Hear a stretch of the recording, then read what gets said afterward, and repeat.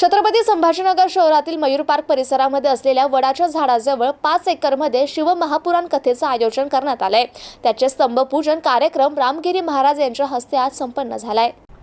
माजी उपमहापौर विजय अवताडे यांनी छत्रपती संभाजीनगर शहरातील मयूर पार्क परिसरामध्ये 6 मार्च ते 12 मार्चच्या दरम्यान शिवमहापुराण कथेचं आयोजन केलंय। या कथेचे वाचक पंडित राघोजी प्रदीपजी मिश्रा हे असून या कार्यक्रमाची तयारी सध्या सुरू आहे। शिव महापुराण कथा श्रवण करण्याचा लाभ सर्व भाविक नागरिकांनी घ्यावा असं आवाहन देखील त्यांच्या वतीने करण्यात आलंय।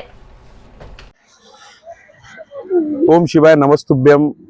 आज शिव महापुराण कथेच्या स्तंभपूजनासाठी महंत रामगिरी महाराज यांच्या शुभ हस्ते आज या ठिकाणी स्तंभपूजन होणार आहे।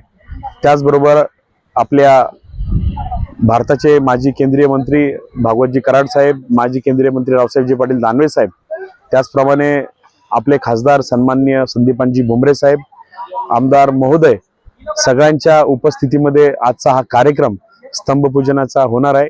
खऱ्या अर्थाने संभाजीनगर शहरवासियांसाठी पंडित प्रदीपजी मिश्रा यांचे चिरंजीव राघवजी मिश्रा यांची ही शिव महापुराण कथा होणार आहे। आणि या मयूर पार्क जाधववाडी हा हर्सुल परिसरामध्ये एक खऱ्या अर्थाने एक आनंदाचं वातावरण प्रत्येक घरोघरी झालेलं आहे। आणि आज उत्साहाच्या वातावरणामध्ये स्तंभपूजन होणार आहे।